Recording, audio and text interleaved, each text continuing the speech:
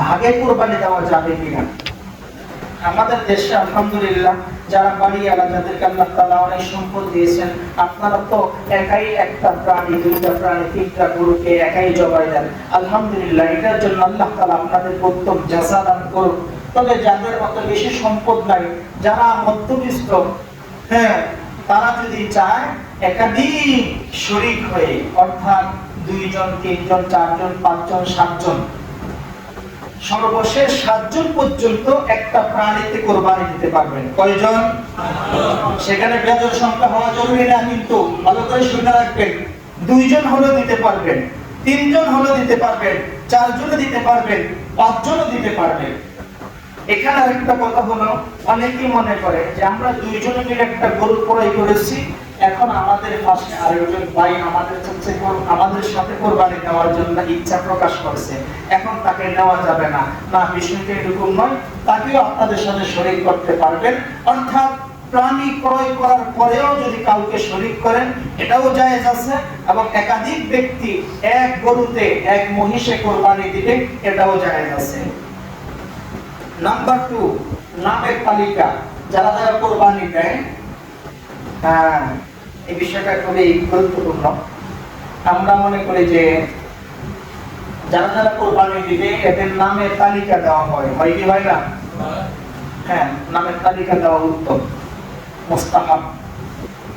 রাসূলুল্লাহ সাল্লাল্লাহু আলাইহি ওয়াসাল্লাম যখন কোরবানি দিয়েছেন, তখন তার কাছে সাহাবীরা এসে তাদের কোরবানির যারা যারা দিয়েছেন নামের লিস্ট নিয়ে আসছেন। রাসূলুল্লাহ তাদের নাম উচ্চারণ করেছেন এবং আল্লাহর নামে জবাই দিয়েছেন।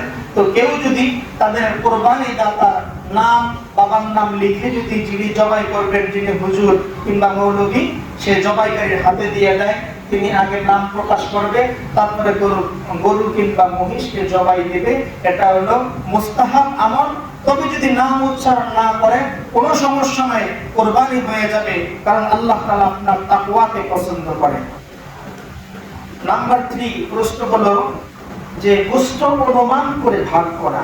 যেরকম ভাবে একাধিক একটা প্রাণীতে একাধিক ভাইয়েরা আমার কোরবানি দিয়েছেন, এখন 5 জন হলে 5 ভাগে ভাগ করেছে, কিন্তু ওজন দেয় নাই। আচ্ছা বলেন তো, হাতের মাপের ভিতরে 19-20 হওয়া সম্ভব আছে না নাই? এই জন্য হাতের মাপে অনুমান করে কখনো গোশত ভাগ করবেন না। সবাই ওজন কিনে নেবেন, এই ফালাতে সবাই ওজন দিয়ে সমানভাবে গোশত বন্টন করবেন। নাম্বার 4, যার যার ভাগের গোশত 3 ভাগে ভাগ করা আমাদের সমাজে একটা প্রচলন আছে। তবে এই প্রচলনটা হাদিস ভিত্তিক, কোরআন সুন্নাহ ভিত্তিক। আপনি যদি আপনার ভাগের গোশত আপনি ইচ্ছা করেন যে সবটা আমি খেয়ে ফেলবো, আপনি সবটা খেয়ে ফেলতে পারবেন, কোনো সমস্যা নাই।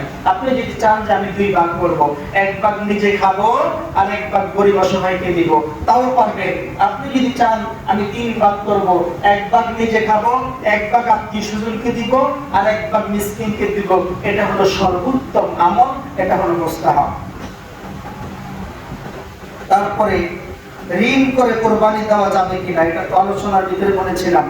হ্যাঁ, ঋণ করে কোরবানি দেওয়া যাবে যদি আপনার ঋণ পরিশোধ করার মতো এবিলিটি থাকে। বুঝতে পেরেছেন?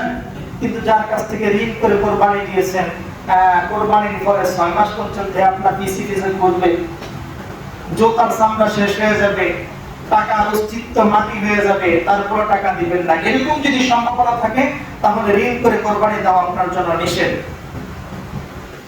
মৃত ব্যক্তির নামে কোরবানি দেওয়া জায়েজ কিনা? হ্যাঁ, মৃত ব্যক্তির নামেও কোরবানি দেওয়া জায়েজ আছে।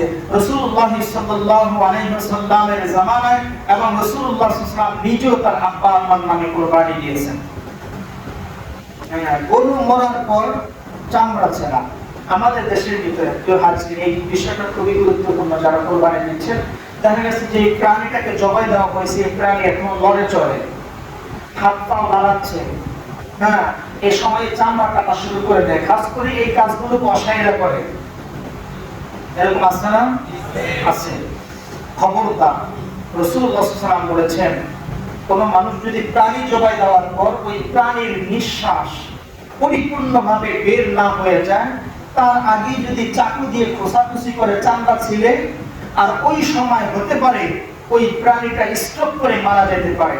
আর খবরদার যদি এই প্রাণীটাকে যদি অন্যভাবে কষ্ট পেয়ে যদি মারা যায় তাহলে এই প্রাণী আপনার জন্য হারাম হয়ে যেতে পারে। অতএব গরু জবাই দেওয়ার পর আমরা খুব সজাগ থাকবো। গরু পরিপূর্ণভাবে মরে যাবে, দম বের হয়ে যাবে, তারপর আমরা কাটাকাটি শুরু করবো ইনশাআল্লাহ। তারপরে সময় আছে, আমরা যখন কোরবানি দিই 4-5 জন কামলা নেই না, কথা বলেন না কেন? আপনারা আমরা সব নতুন মুসলমান, কামলা নেই আমরা 4-5 জন, একটা গরুতে একা করে কাটা যায় না, তো 2-3 জন কামলা নেই। আমাদের সমাজের ভিতরে এক শ্রেণীর মানুষ আছে, এই কামলাদেরকে ওই গরু জবাই দিয়েছে ওখান থেকে গোশত 2 কেজি দিয়ে বিদায় করে দেয়। এরকম আছে না নাই? এভাবে কামলাদেরকে পারিশ্রমিক দিলে আপনার কোরবানি হবে না। বুঝতে পেরেছেন? এভাবে যদি আপনার কামলাদেরকে পারিশ্রমিক দেন তাহলে আপনার কোরবানি হবে না। তবে হ্যাঁ, আপনার প্রত্যেকটা কামলাকে, প্রত্যেকটা কি বলা হয় কসাইকে আপনার নির্দিষ্ট ভাবে তাদেরকে আলাদাভাবে পারিশ্রমিক দিতে হবে। সেটা টাকা হোক, সেটা চাল হোক, ডাল হোক, গম হোক ইত্যাদি যে কোনো পণ্য দ্বারা তাকে পারিশ্রমিক দিতে হবে। তবে হ্যাঁ, পরবর্তীতে যদি সে ব্যক্তি গরিব মানুষ, সেই সূত্রে আপনি সদকা হিসাবে যেরকম অন্যদেরকে গরিব মানুষকে দিয়ে দেন, সেখান থেকে আপনি চাইলে কিছু বস্তু তাকে দিতে পারবেন, তাহলে আপনার কোরবানি হয়ে যাবে ইনশাআল্লাহ।